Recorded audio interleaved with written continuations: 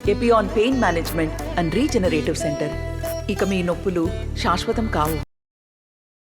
కాంగ్రెస్ ప్రభుత్వం ఏర్పడి 5 నెలలైంది. మా ప్రభుత్వం వచ్చిన తర్వాత వర్షాకాలం రాలే. ప్రకృతిలో 3 కాలాలు: వర్షాకాలం, ఎండాకాలం, చలికాలం. వర్షాకాలం మా ప్రభుత్వంలో రాలే. అట్లా అని ప్రకృతి రీత్యా రావాల్సిన వర్షాపాతం టీఆర్ఎస్ ప్రభుత్వంలో పడలేదు కాబట్టి దానికి కారణం టీఆర్ఎస్ అనేంత మూర్ఖుణ్ణి కాదు, వాళ్ళలాగా. ప్రకృతికి కారణం, కరువుకు కారణం కాంగ్రెస్ అని. It's a nature.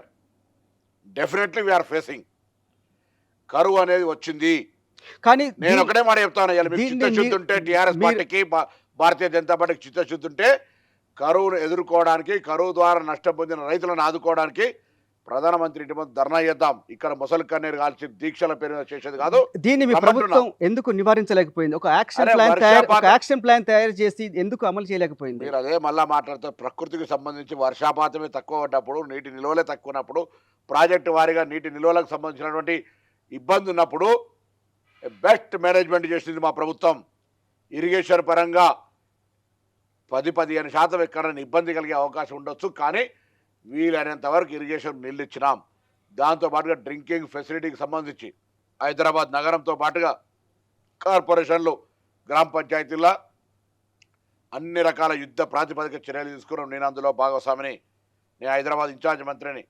అదేవిధంగా తెలంగాణ జిల్లాలలో నీటికి సంబంధించిన చర్చ జరిగినప్పుడు నేను అందులో భాగస్వామిగా ఉన్నా. ప్రభుత్వం ప్రత్యేక అధికారులు నియమించడం, కలెక్టర్ల గారు నిధులు ఇవ్వడం, ఆ ఎస్డిఎఫ్ ఫండ్స్ లోపల తప్పకుండా నీటి కొరకు ఖర్చు చేయాలని ఆదేశాలు ఇవ్వడం, ఇవాళ నీటి కొరతను, త్రాగునీటి కొరతను అన్ని రకాలుగా నివారించగలిగిన ప్రభుత్వం ఇవాళ ఇంత పెద్ద కరువు ఉండగా కూడా. ముఖ్యంగా గ్రామీణ ప్రాంతాల్లో నీటికి సంబంధించిన పరిస్థితి చాలా కరువు లేదు. మీరు గతంలో బిందెలు పట్టుకొని పెద్ద పెద్ద ర్యాలీలు నిర్వహించే పరిస్థితి ఉండే. అటువంటి పరిస్థితి నుంచి అధిగమించి నీటి నిల్వల బావులను కిరాయి తీసుకోమన్నాం. అవసరమైతే రవాణా పరంగా ట్రాక్టర్లను అరేంజ్మెంట్ చెప్పినాం. డబ్బు గురించి వెనకాడిగే ప్రశ్నే లేదు. ప్రజలపై భారం పడద్దు. తాగునీటికి సంబంధించి ఎక్కడ ఇబ్బంది వచ్చినా ఆ అధికారుల మీద తగిన చర్యలు తీసుకుంటామని అనేక రకాలుగా ఆదేశాలు ఇచ్చినాం. దాన్ని పర్యవేక్షిస్తూ ఉన్నారు ఇవాళ చీఫ్ సెక్రటరీ గారు, సంబంధిత అధికారులు. ఇది రాజకీయపరమైన ఆరోపణలు. బుద్ధిన్నోళ్ళు ఎవడైనా కరువుకు కాంగ్రెస్ కారణం అన్నారు. It's a nature.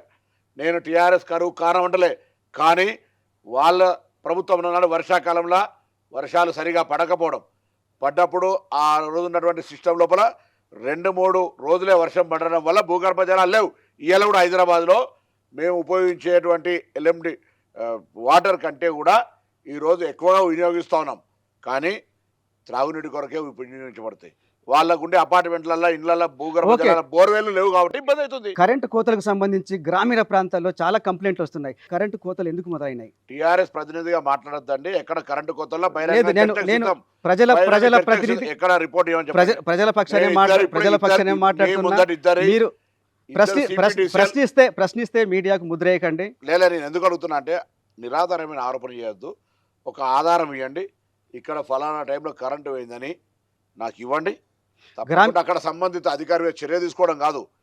రాష్ట్రంలో ఎంత ఆర్థికపరమైన ఇబ్బందులున్నా, టీఆర్ఎస్ ఇంత పెద్ద ఎత్తున అప్పులమయం చేసిన విద్యుత్తుకు సంబంధించి అటు రైతాంగంగా కావచ్చు, ఇటీవల 200 యూనిట్ల ఉచిత విద్యుత్ ఇస్తూ కావచ్చు, వినియోగదారులకు ఎక్కడ కూడా సమస్య లేకుండా ప్రభుత్వం చర్యలు తీసుకుంది. ఇప్పుడు ఇద్దరు ఎండీలు ఉన్నారు. ట్రాన్స్కో జెన్కోకు సంబంధించి కూడా సిపిడిసిఎల్, ఎన్పిడిసిఎల్ ఎండీలు ఉన్నారు. వాళ్ళను రెస్పాన్సిబిలిటీ ఇద్దరు యంగ్ ఐఏఎస్ ఆఫీసర్స్. నేను వాళ్ళ పక్షాన నేను హామీస్తా ఉన్నా. మీరు ఇప్పుడు ఆధారపూరితంగా ఉంటే సంబంధిత అధికారులను బరాబర్గా బాధ్యులను చేస్తారు. మీ deputy CM and power minister Bhatti విక్రమార్కే చెప్పారు, కంప్లైంట్లు వస్తున్నాయి, ఎవరికైనా కరెంటు పోతే నాకు ఫోన్ చేయండి, మా ఆఫీస్కి ఫోన్ చేయండి. ఎంత ధైర్యం ఉంటే చెప్తున్నాం మేము. ఇవాళ కూడా చెప్తున్నాం, ఎంత ధైర్యంగా చెప్తున్నాం. కరెంటు పోతే మా కంప్లైంట్ ఏమంటున్నాం. Current is a technical subject. ఎక్కడైనా ఫ్యూజ్ ఆఫ్ కాల్ రావచ్చు, ఏదైనా ప్రకృతి వైపరీత్యం చెట్టు ఇరగవచ్చు. ఉదాహరణకు మన సిద్దిపేటలో ఓవర్ హీట్ తోటి ఒక సబ్స్టేషన్ ప్రాబ్లం వచ్చింది, బర్న్ అయింది. అటువంటి సమస్య ఉత్పన్నమైతే కూడా యుద్ధ ప్రాతిపాదికన సత్వర చర్యలు తీసుకొని సందర్శించి ఆల్టర్నేట్ అరేంజ్మెంట్ చేపించి రైతులను ఆదుకున్నటువంటి పరిస్థితి మాది. ఓకే, ఇప్పుడు మాట్లాడితే కాదు. ఇవాళ కూడా చెప్తా ఉన్నాం మీ ద్వారా. నేనేం మీరు టీఆర్ఎస్ ప్రతినిధి అంటలేదు. ఆధారాలతో ఇవ్వండి, బాధ్యులపై చర్య తీసుకుంటాం. మా ప్రభుత్వం స్పష్టంగా ఉంది. ఎక్కడైనా విద్యుత్ కోతలు వస్తే సాంకేతికంగా ఏర్పడ్డ చిన్న లోటుపాట్లతో కాదు, అన్ఎక్స్పెక్టెడ్ పవర్ కట్ ఉంటే మాకు చెప్పండి. ఓకే, ఇప్పుడు వడ్ల కొనుగోలు సీజన్ నడుస్తుంది మన తెలంగాణ రాష్ట్రంలో. అంటే మీ పార్టీ ప్రభుత్వంలోకి రావడానికి ముందు హామీ ఇచ్చారు, ఎంఎస్పీ మీద 500 రూపాయలు బోనస్ ఇస్తాం పర్ క్వింటాల్ అని. ఎక్కడన్నా ఇస్తున్నారా? ఎందుకు ఇవ్వలేకపోతున్నారు? వచ్చే వర్షాకాలం నుంచి వర్షాకాలం సీజన్కి ఇస్తాం. కానీ మీరు చెప్పింది మాత్రం పర్వాలేదు.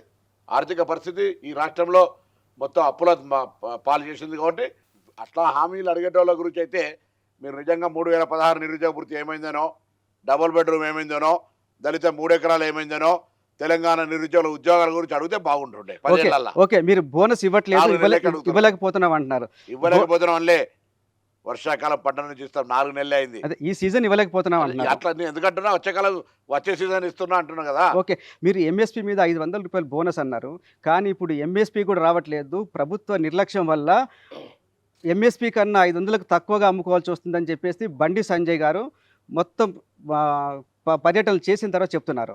మీ సమాధానం? ఆ జిల్లాకు సంబంధించిన నా జిల్లా ఆయన జిల్లా నాదా, రమ్మంటున్నా ఎక్కడన్నా తక్కువ ఎంఎస్పీ కంటే అమ్మిని చూపెడితే నేను దానికి బాధ్యత వహిస్తాను. ఎక్కడన్నా మీరు నిరూపించగలుగుతారా? అరే ఆయన నిరూపించమను. ఒక రైతుకు ఫోన్ చేసి ఇప్పుడు చెప్పగలుగుతారా ఎంఎస్పీకే కొంటున్నారు మా వడ్లని?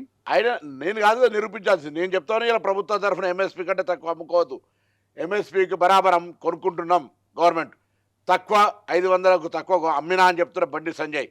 ఎన్నడన్నా రైతుల గురించి, రైతుల నల్ల చట్టాలు తెచ్చినాడు, రైతులకు వ్యతిరేకంగా నిర్ణయం తీసుకున్నాడు, రైతుల మీద 4-5 కిలోలు జోకిన్నాడు మాట్లాడనని ఎన్నికలు ఎప్పుడు వచ్చి డప్పు కొట్టి 500 ఒక నిరాధారమైన ఆరోపణ చేస్తే నమ్మడైనా. ఇంతకుముందు పంటలు నష్టపోయినాయి వర్షాలకి, అకాల వర్షాలకి. అప్పుడు ప్రతి ఎకరానికి 10,000 రూపాయలు నష్టపరిహారం ఇస్తామన్నారు. ఎందుకు ఇవ్వలేకపోయారు? ఎవరు? మీ ప్రభుత్వం. 10 సార్లు నష్టపోయిన పంటలకు కేసీఆర్ గారు ఇవ్వకపోతే నాది మొత్తం కలిపితే 4,000 ఎకరాలు నష్టపోలే. 4 ఎకరాలకు ప్రపోజల్ జరిగినాయి, అగ్రికల్చర్ మినిస్టర్ స్టేట్మెంట్ ఇచ్చిండు, పేమెంట్ చేస్తాం. మాది 5 నెల రోజులు వాటికి కూడా ఇవ్వలేకపోయారు కదా. 4,000 ఎకరాలైనా మీరు ఇవ్వలేకపోయారుగా. ఇస్తాం, ప్రాసెస్ ఉంది కదా. ఖజానా ఖాళీగా ఉంది, మేము లంకి బిందెలు ఉన్నాయనుకున్నాం, కానీ వచ్చి చూస్తే ఖాళీ గిన్నెలు ఉన్నాయని చెప్తున్నారు. అట్లనే శ్వేతపత్రాలు రిలీజ్ చేశారు. ఏంటి 6 గ్యారెంటీలు ఎగ్గొట్టే ప్రోగ్రామ్ ఏదైనా ఉందా? ఇప్పుడు లంకె బిందెలు ఉన్నాయని అనుకోని పోలే, కానీ మీ ముఖ్యమంత్రి గారే చెప్పారు మేము ఉన్నాయనుకున్నామని చెప్పేసి ప్రెస్ మీట్ లో చెప్పారు. ఖజానా ఖాళీగా ఉంటుందని అనుకోను అనుకోలే. మరిన్ని వీడియోస్ కోసం ఛానల్ ని సబ్స్క్రైబ్ చేయండి, లేటెస్ట్ అప్డేట్స్ కోసం వాట్సాప్ ఛానల్ ని ఫాలో చేయండి, అండ్ లింక్ డిస్క్రిప్షన్ లో ఉంది.